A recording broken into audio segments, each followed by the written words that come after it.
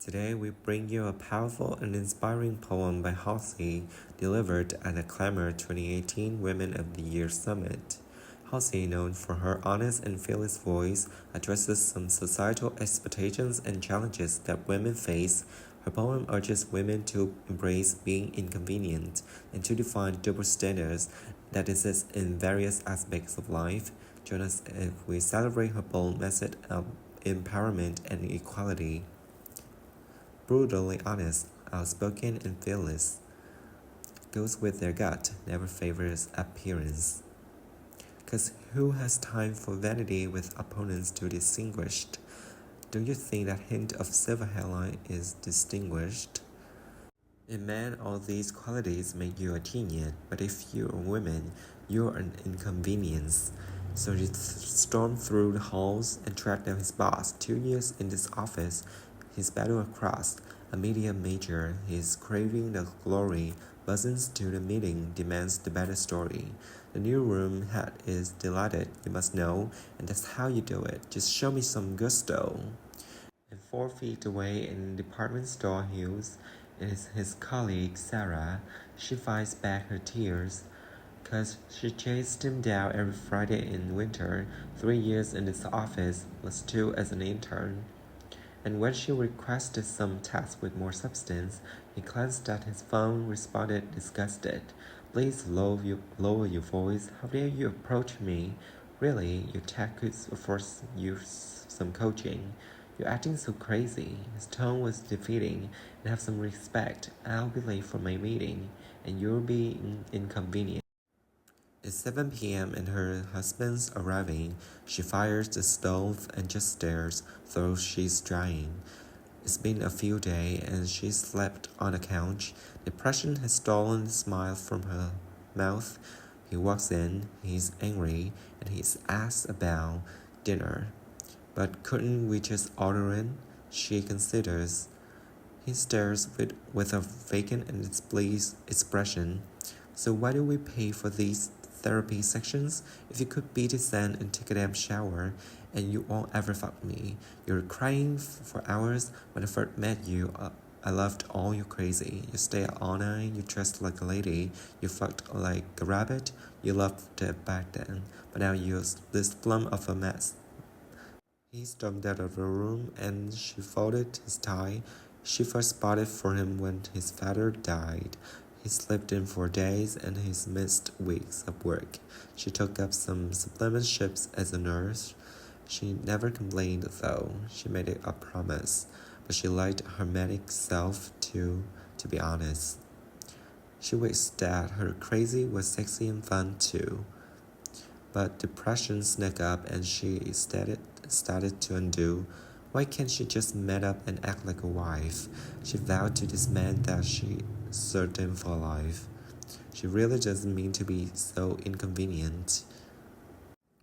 So let's cut to a woman who's lived out a miracle and made it through life being less than agreeable. She's running for office, but she battles, so to fix it, she's hired the best team of stylists.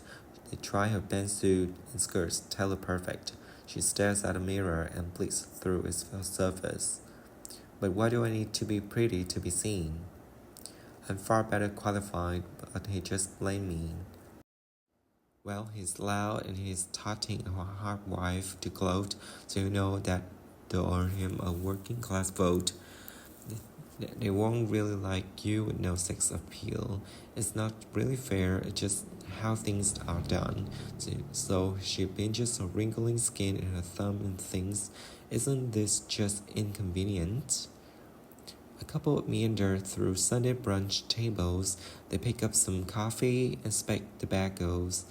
They pick up and somebody approaches an after-lunch sandwich and immediately our young wife becomes nervous. She asks if they're planning on having a child. She looks at her feet and her manner grows mild. She's Jan's, but that's none of your business, lady. She doesn't want kids, but the subject of babies, it makes her get anxious. She knows that she's valid, but her belly's not carrying much more than a salad. Her husband, defensive, he rubs on her arms and politely replies, Is Just not in our cars. The churchgoer's rude and refers to his sermon. No children?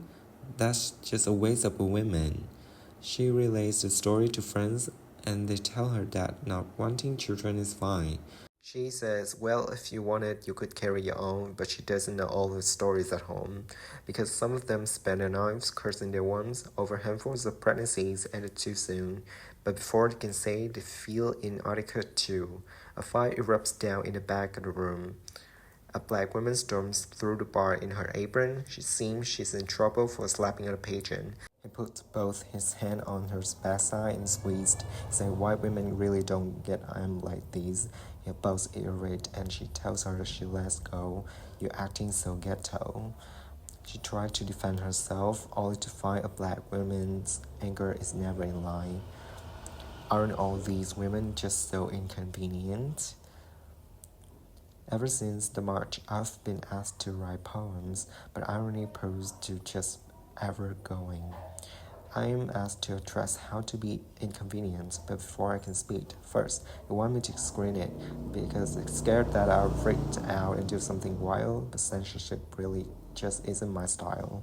Some even suggested that I write the speech, but then how can they say that they do what they preach? All due respect to these media teams, I don't get on the stage and not say what I mean. So sorry to clamor for cursing too often, but I've never been the type that wouldn't soften the message that I'm passionate about. If you offended in viewing at home, I'm here to say that I'm not sorry for being inconvenient. Your word not puts on this art to make everybody else's life so easier, so please be inconvenient. Thank you.